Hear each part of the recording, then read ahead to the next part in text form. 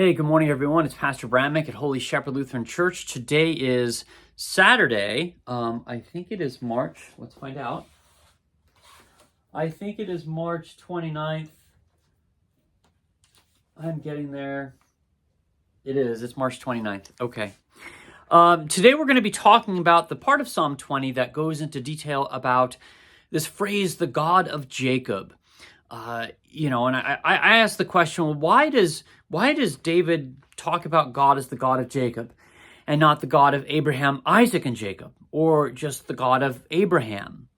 And anytime a phrase is used about God and you get these other names associated with God, it's always good to think about all of the other history of that name. And, what do we know about Jacob? Well, he had the brother Esau, and Esau was the firstborn, but Jacob got the blessing. Jacob was the father of the 12 tribes of Israel. Jacob's name is later changed to Israel. So he has quite a bit of significance as the father of the nation. Jacob also wrestles with God, and God allows himself to be overcome by Jacob. And, Jacob had some parts in his life where he was in distress. And so David invokes all of that imagery, all of that history, when he is talking about, when he uses the phrase God of Jacob. And this phrase is even used once in the New Testament, I believe in the book of Acts. I referenced that in the Bible study this last Sunday. So, Jacob has a very prominent place in Israelite history. Abraham is more known as the father of faith, that God made him the promise that he would have the land of Israel. And so we know him for that, and that he goes in to sacrifice his son Isaac, and the angel stops him. So when we talk about the God of Abraham, we oftentimes think about faith, we think about covenant, because God made a covenant with Abraham.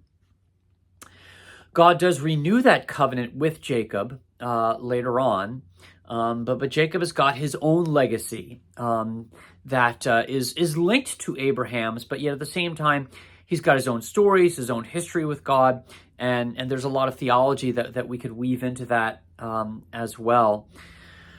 So all of these things are important as David writes the 20th Psalm, and as he prays to God for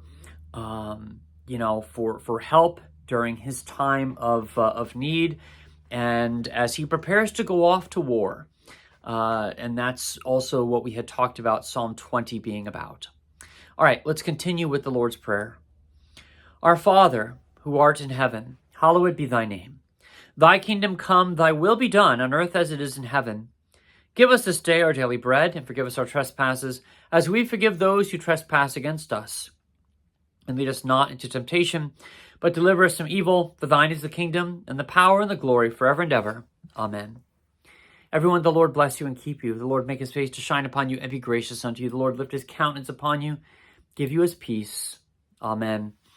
Okay, announcements for today. So March is winding down, and April is upon us, and with April, we have Holy Week coming up in a couple of weeks. The week of April the 13th begins Holy Week, and I put all the service times for Maundy Thursday, Good Friday, and Easter in our email newsletter that went out this week. So you can check those and be up on everything. The evening service times are all going to be at 7 p.m., whether we're talking about Vespers this coming Wednesday, or Good Friday, or Maundy Thursday. It's all 7 p.m. And we will have a 10:30 a.m. service on Easter Sunday, but we're also going to have another vigil this year. And so you can find out more about that in the bulletin, along with the Easter breakfast, the Easter egg hunt. We are having a work day on Saturday, April the 12th. So that will be 2 weeks from today to try and get everything ready. We will have some work to do around our main campus building and around our new South Campus building, the Knox House. So please come, bring some rakes, if you will. If you have lawn bags, you can bring those. But there's a bunch of work to do. So we'd love to have your help and your participation. And then we also have Holy Saturday Prayer Vigil sign-up sheets up. That should be April 19th, if I'm not mistaken. We have a number of slots already taken, but you can sign up your name at one of the remaining ones. And then, let's see. As I said, we do have midweek service happening this coming Wednesday, 6 p.m. for the supper, 7 p.m. for the service. And then we do have confirmation this coming Sunday night. Okay.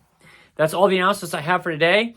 God bless you. Thank you for watching. I hope to get another short done this morning, so maybe you can watch that, but we hope to see you tomorrow. God bless.